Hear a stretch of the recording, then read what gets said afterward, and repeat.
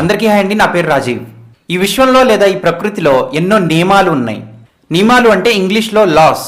నేను మాట్లాడేది moral loss గురించి కాదండి, లేదా నీతి నియమాల గురించి కాదండి. నేను మాట్లాడుతుంది నేచురల్ లాస్ లేదా సైంటిఫిక్ లాస్ గురించి. అలాంటి లాస్లో ఒకటైన law of conservation of energy గురించి ఈ వీడియోలో మనం తెలుసుకుందాం. ఈ law of conservation of energy గురించి నేను ఎందుకు మాట్లాడుతున్నాను అంటే, ఈ నియమం లేదా ఈ లా ఈ విశ్వంలో ఉందని మనుషులు లేదా శాస్త్రవేత్తలు సుమారు ఒక 200-300 సంవత్సరాల క్రితం మాత్రమే కనిపెట్టారండి. కానీ దేవుడు ఈ నియమం గురించి సుమారు 3000 సంవత్సరాల క్రితమే బైబిల్లో రాయించాడు. దేవుడు ఈ నియమం గురించి బైబిల్లో ఎందుకు రాయించాడు అని అంటే, ఆ నియమం లేదా ఆ లా ఈ విశ్వంలో దేవుడు ఎందుకు ఉంచాడో దానికి కారణం కూడా ఆయన చెప్పాడండి. ఇది సైన్స్కి సంబంధించింది, నాకు అర్థం కాదు అని కొంతమంది అనుకుంటూ ఉంటారండి. అలా ఎవ్వరూ అనుకోవాల్సిన అవసరం లేదు. ఇది అందరికీ అర్థమవుతుంది. వీడియో మొత్తం చూడండి, చాలా బాగుంటుంది. ముందుగా ఈ law of conservation of energy అంటే ఏంటో దాన్ని వివరిస్తానండి. ఆ తర్వాత నేను బైబిల్లో ఉన్న వచనాన్ని చూపిస్తాను. ఈ నియమం లేదా ఈ లా ఏం చెప్తుంది అంటే, energy can neither be created nor be destroyed, it can only change from one form to another form. తెలుగులో చెప్తానండి, శక్తి సృష్టించబడదు లేదా నాశనం చేయబడదు, కానీ అది ఒక రూపం నుంచి మరొక రూపంలోకి మార్చబడుతుంది. దీని అర్థం ఏంటి అనంటే, ఈ విశ్వంలో ఎంత ఎనర్జీ అయితే ఉందో అంతే ఉంటుంది, అది పెరగదు లేదా తగ్గదు. ఎందుకంటే ఈ విశ్వంలో ఉండే ఈ నియమం ఏం చెప్తుంది అనంటే, శక్తి సృష్టించబడదు లేదా నాశనం చేయబడదు. అంటే ఒక 4000 సంవత్సరాల క్రితం ఈ విశ్వంలో ఎక్స్ అమౌంట్ ఆఫ్ ఎనర్జీ ఉందనుకోండి, 2000 సంవత్సరాల క్రితం కూడా ఈ విశ్వంలో ఉండే మొత్తం ఎనర్జీని కలిపితే ఎక్సే ఉంటుందండి. ఒక 1000 సంవత్సరాల క్రితం కూడా ఈ విశ్వంలో ఉండే మొత్తం ఎనర్జీని కలిపితే ఎక్సే ఉంటుందండి. ఇప్పుడు మీరు ఈ వీడియో చూస్తున్నప్పుడు కూడా ఈ విశ్వంలో ఉండే మొత్తం ఎనర్జీ కలిపితే ఎక్సే ఉంటుంది. లేదా ఒక 100 సంవత్సరాల తర్వాత లేదా 200 సంవత్సరాల తర్వాత ఎప్పటికైనా సరే ఈ విశ్వంలో ఉండే మొత్తం ఎనర్జీని కలిపితే ఎక్సే ఉంటుందండి. ఎందుకంటే ఈ ప్రపంచంలో ఉండే ఎవరూ కూడా శక్తిని అంటే ఎనర్జీని సృష్టించలేరు. అంతేకాదు, ఈ ప్రపంచంలో ఎవరూ కూడా ఈ విశ్వంలో ఉండే చాలా ఎనర్జీలో కొంతైనా నాశనం చేయలేరు. అంటే ఈ విశ్వంలో ఉండకుండా చేయలేరు. శక్తి సృష్టించబడదు లేదా నాశనం చేయబడదు అన్న స్టేట్మెంట్కి అర్థం అదండి. కానీ అది అంటే ఆ శక్తి లేదా ఎనర్జీ ఒక రూపం నుండి మరో రూపంలోకి మార్చబడుతుంది అన్నదానికి అర్థం కూడా మనం తెలుసుకుందామండి. ఉదాహరణకి మన ఇంట్లో కరెంట్ ఉంటే అంటే ఎలక్ట్రికల్ ఎనర్జీ ఉంటే అప్పుడు మాత్రమే మన ఇంట్లో ఉండే బల్బ్ వెలుగుతుందండి. బల్బ్ వెలగడం అంటే లైట్ ఎనర్జీ వస్తుంది ఆ బల్బ్ నుంచి అనే అర్థం. మరి బల్బ్ నుండి ఆ లైట్ ఎనర్జీ ఎక్కడి నుంచి వస్తుంది? మన ఇంట్లో వచ్చే ఆ ఎలక్ట్రికల్ ఎనర్జీ ఎప్పుడైతే ఆ బల్బ్ లో ప్రవహిస్తుందో అప్పుడు ఆ ఎలక్ట్రికల్ ఎనర్జీ లైట్ ఎనర్జీగా మార్చబడుతుంది. అంటే ఎలక్ట్రికల్ ఎనర్జీ అనే రూపంలోండి లైట్ ఎనర్జీ అనే రూపంలోకి మార్చబడింది. అంతేగాని లైట్ ఎనర్జీని మనం సృష్టించలేదండి. ఎలక్ట్రికల్ ఎనర్జీ అనేది లైట్ ఎనర్జీగా మార్చబడుతుంది కాబట్టి ఆ అవకాశాన్ని సద్వినియోగం చేసుకుంటూ మనం బల్బ్ కనిపెట్టాం. అదే ఎలక్ట్రికల్ ఎనర్జీ మన ఇంట్లో ఉండే ఫ్యాన్ లోకి వెళ్ళింది అనుకోండి, అప్పుడు ఆ ఎలక్ట్రికల్ ఎనర్జీ కైనెటిక్ ఎనర్జీగా మార్చబడుతుంది. ఇప్పుడు ఆ ఎలక్ట్రికల్ ఎనర్జీ ఫ్యాన్ లోకి ప్రవహించింది అనుకోండి, ఫ్యాన్ వేగంగా తిరగడం మొదలెడుతుంది. ఫ్యాన్ వేగంగా తిరుగుతుంది అంటే దానికి కైనెటిక్ ఎనర్జీ ఉందని అర్థం అండి. ఫ్యాన్ తిరగట్లేదు అంటే దానికి కైనెటిక్ ఎనర్జీ లేదు, సున్నా అని అర్థం. ఫ్యాన్ తిరుగుతుంది అని అంటే కైనెటిక్ ఎనర్జీ దానికి వచ్చిందని అర్థం. మరి ఆ ఫ్యాన్ కి కైనెటిక్ ఎనర్జీ ఎక్కడి నుంచి వచ్చిందండి? ఆ కైనెటిక్ ఎనర్జీని మనం సృష్టించలేదు. ఎలక్ట్రికల్ ఎనర్జీనే కైనెటిక్ ఎనర్జీగా మార్చబడింది. ఇంకో ఉదాహరణ గురించి ఆలోచిద్దామండి. ఇందాక ఎలక్ట్రికల్ ఎనర్జీ లైట్ ఎనర్జీగా ఎలా మార్చబడిందో మనకు అర్థమైంది కదా.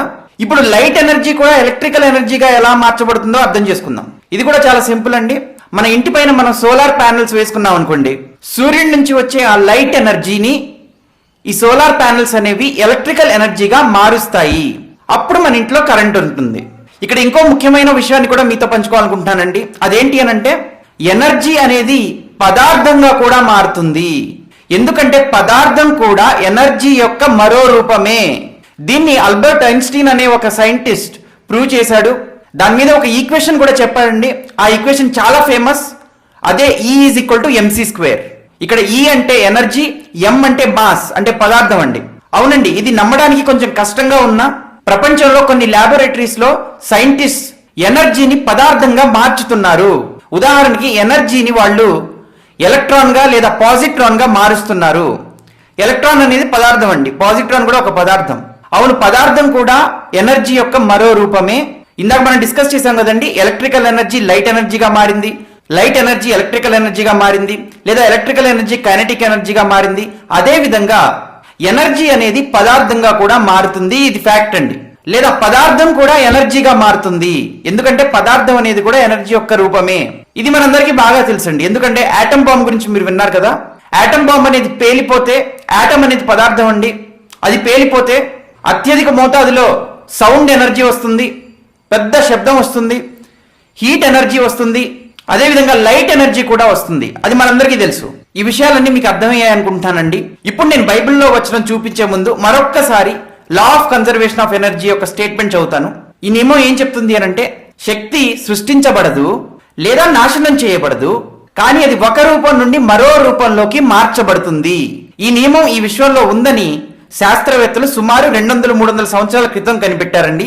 ఇప్పుడు నేను మీకు బైబిల్లో చూపించబోయే వచనం సుమారు 3000 సంవత్సరాల క్రితం రాయబడింది. ప్రసంగి గ్రంథం 3వ అధ్యాయం 14వ వచనం, దేవుడు చేయు పనులన్నీయు శాశ్వతములని నేను తెలుసుకొంటిని. దేవుడు చేసే ఏ పనైనా శాశ్వతములు అని బైబిల్లో ఉందండి. ఈ ఆకాశాన్ని, భూమిని, అందులో ఉన్న సమస్తమైన వాటిని, అందులో ఉండే ఎనర్జీని, అందులో ఉండే పదార్థాన్ని అన్నిటిని కూడా బైబిల్ ప్రకారం దేవుడే సృష్టించాడు. ఒకసారి వాటికి సంబంధించిన వచనాలు ఒక 2-3 చూద్దామండి. ఆదికాండం 1వ అధ్యాయం 1వ వచనం, ఆదియందు దేవుడు భూమి ఆకాశములను సృజించెను. అంటే ఆదియందు దేవుడు భూమి అంటే పదార్థాన్ని, ఆకాశాన్ని అంటే స్పేస్ ని సృజించాడు. అదే అధ్యాయం 3వ వచనం చూద్దామండి. దేవుడు వెలుగు కమ్మని పలుకగా వెలుగు కలిగెను. వెలుగు అనేది ఎనర్జీయే కదండి, దాన్ని కూడా దేవుడే సృష్టించాడు. ఇప్పుడు ఆదికాండం 2వ అధ్యాయం 1వ వచనం చూద్దామండి. ఆకాశమును భూమియు వాటిలోనున్న సమస్త సమూహమును సంపూర్తి చేయబడెను. దేవుడు తాను చేసిన తన పని 7వ దినములోగా సంపూర్తి చేసి, అంటే కంప్లీట్ చేసేసి, అంటే ఈ విశ్వంలో ఉండే ఎనర్జీని, పదార్థాన్ని లేదా ఇంకేదైనా సరే వాటన్నిటిని సంపూర్తి చేసి, కంప్లీట్ చేసి, తాను చేసిన తన పని అంతటి నుండి 7వ దినమున విశ్రమించెను. అంటే ఈ విశ్వంలో ఉండే పదార్థాన్ని, ఎనర్జీని అన్నిటిని కూడా 6 రోజుల్లో ఆయన సంపూర్తి చేసేసాడు. ఆ రోజు ఆయన సంపూర్తి చేసినప్పుడు ఈ విశ్వంలో ఎంతైతే ఎనర్జీ ఉందో, లేదా ఈ విశ్వంలో ఎంతైతే పదార్థం ఉందో అంతే పదార్థం ఇప్పుడు కూడా ఉంది, ఇక ముందు కూడా అంతే ఉండబోతుంది. ఎందుకంటే ఆయన సంపూర్తి చేస్తాడు కదా. మళ్ళీ ఒకసారి ప్రసంగి గ్రంథం 3వ అధ్యాయం 14వ వచనానికి వద్దామండి. దేవుడు చేయు పనులన్నీ శాశ్వతములని నేను తెలుసుకుంటుని. అంటే దేవుడు ఈ సృష్టిలో ఎంతైతే ఎనర్జీ చేశాడో అది శాశ్వతం. దేవుడు ఈ సృష్టిలో ఎనర్జీని, పదార్థాన్ని 6 రోజుల్లో చేసి తన పని నుంచి విశ్రమించాడు. ఆ రోజు ఈ సృష్టిలో లేదా ఈ విశ్వంలో మొత్తం ఎనర్జీ ఎక్స్ ఉంటే, ఈ రోజు నేను ఈ వీడియో మాట్లాడుతున్నప్పుడు కూడా ఈ విశ్వంలో ఉండే మొత్తం ఎనర్జీ ఎక్సే అవుతుందండి. ఎందుకంటే దేవుడు చేయు పనులన్నీ శాశ్వతములని నేను తెలుసుకుంటుని. ఇప్పుడు చూడండి, దానికి ఏదియో చేర్చబడదు, దాని నుండి ఏదియో తీయబడదు. అంటే దేవుడు ఈ సృష్టిలో చేసిన ఎనర్జీ లేదా పదార్థానికి అదనంగా ఏది చేర్చబడదు. మీరు శక్తిని సృష్టించి దేవుడు చేసిన పనికి లేదా దేవుడు తయారు చేసిన ఎనర్జీకి అదనంగా చేర్చలేరు, యాడ్ చేయలేరు. అంతేకాదు, దాని నుండి ఏదియో తీయబడదు.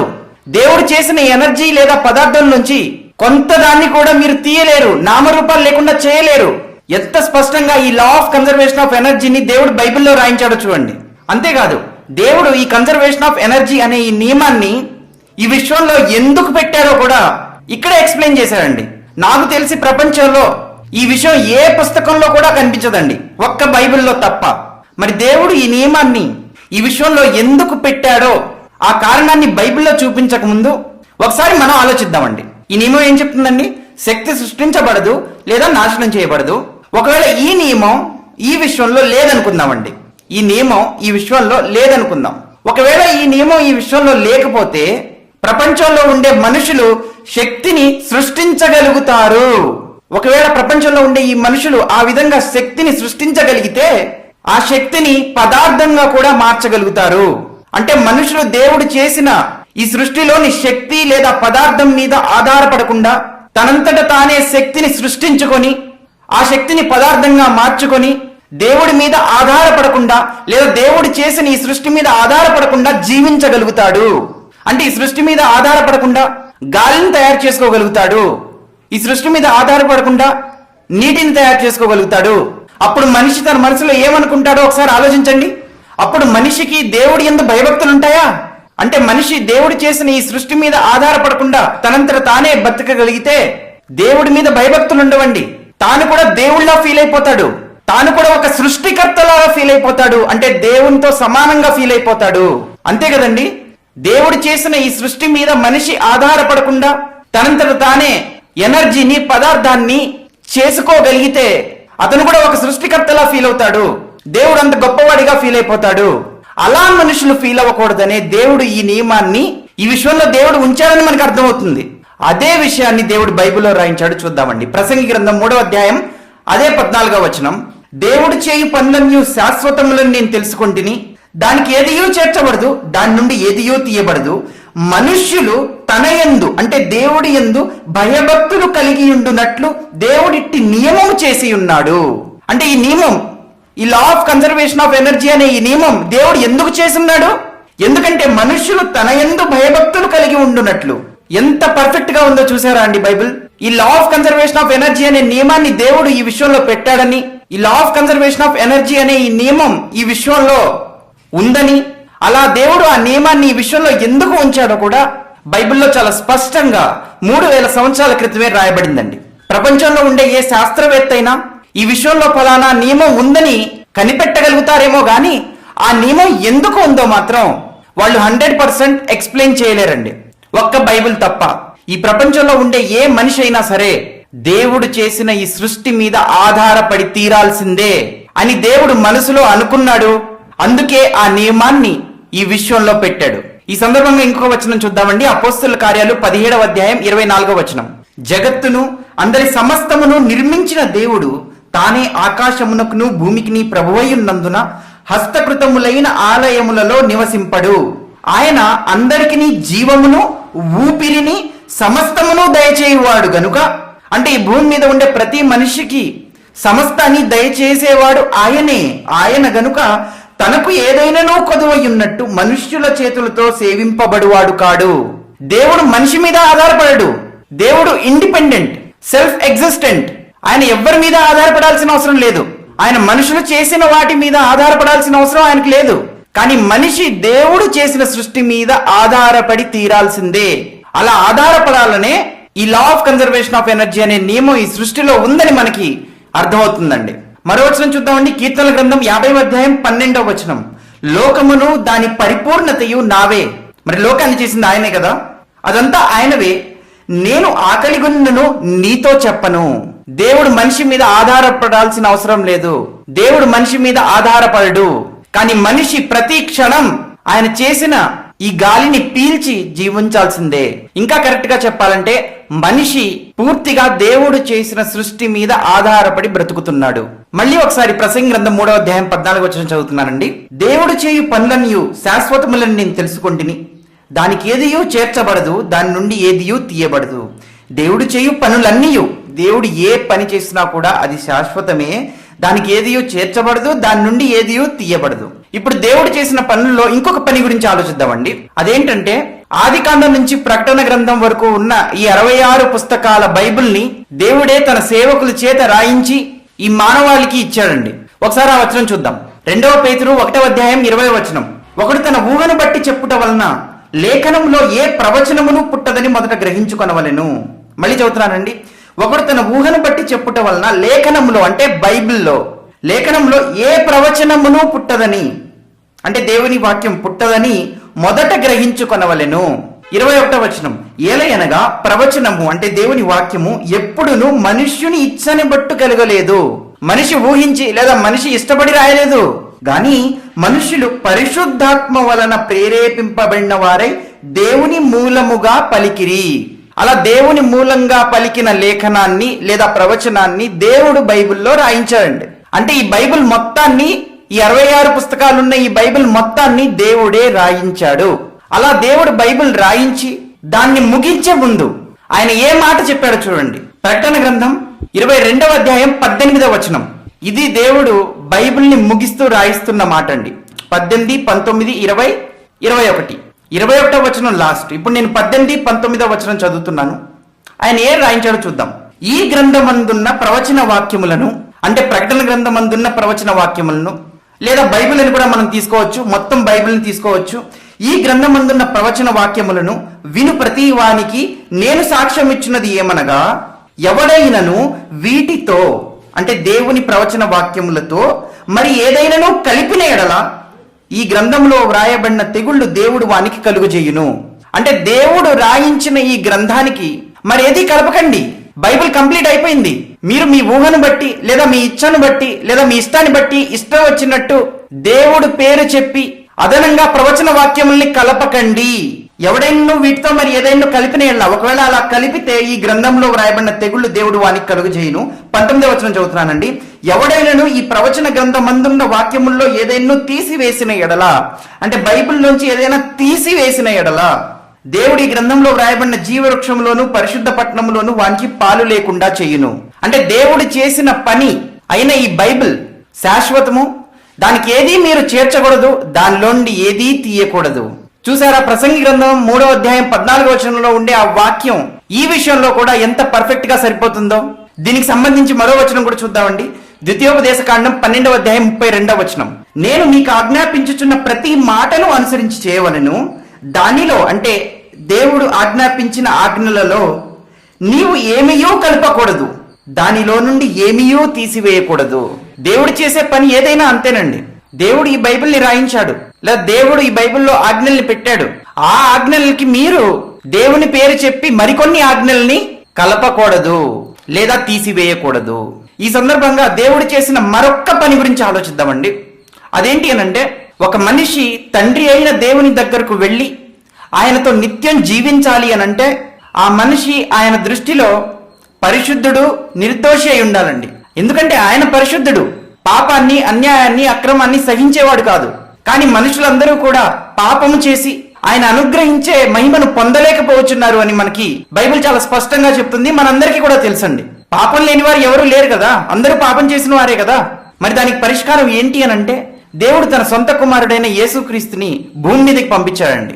ఆ యేసుక్రీస్తు ప్రభు మన పాపాలన్నింటినీ కూడా ఆయన శరీరంలో శిలువ మీద మోసుకొని మన పాపాలకి శిక్ష ఆ శిలువలో ఆయన అనుభవించి శ్రమలను పొంది ఎంతో అమూల్యమైన తన రక్తాన్ని కార్చాడండి. ఈ విషయాన్ని ఎవరైతే ఒప్పుకుంటారో వాళ్ళందరి పాపాలని దేవుడు క్షమిస్తాడు. అప్పుడు వాళ్ళు ఆయన దృష్టిలో పరిశుద్ధులుగా, నిర్దోషులుగా కనిపిస్తారు. వాళ్ళను తన వద్దకు చేర్చుకొని వాళ్ళందరికీ నిత్య జీవాన్ని ఇస్తాడు. దీనికి సంబంధించిన ఒక 2-3 వచనాలు చూద్దామండి తొందరగా. 1 పేతురు 2వ అధ్యాయం 24వ వచనం. మనము పాపముల విషయమై చనిపోయి నీతి విషయమై జీవించినట్లు ఆయన అంటే యేసుక్రీస్తు ప్రభు తానే తన శరీరమందు మన పాపములను మ్రాను మీద మోసికొనెను. ఆయన పొందిన గాయముల చేత మీరు స్వస్థత నొందితిరి. అంటే ఆయన పొందిన గాయముల వలన, ఆయన మనకు బదులుగా శిక్ష అనుభవించడం వలన మీ పాపాలు పరిహరింపబడ్డాయి అని దాని అర్థం అండి. మరొక వచనం చూద్దాం. ఎఫెసీయులకు రాసిన పత్రిక 1వ అధ్యాయం 6వ వచనం. మనము తన ఎదుట పరిశుద్ధులమును నిర్దోషులమునై ఉండవలనని, మనము తన ఎదుట అంటే దేవుని ఎదుటండి పరిశుద్ధులు నిర్దోషులమునై ఉండవలనని జగత్తు పునాది వేయబడక మునిపే ప్రేమ చేత ఆయన అంటే తండ్రి అయిన దేవుడు క్రీస్తులో మనల్ని ఏర్పరచుకొనెను.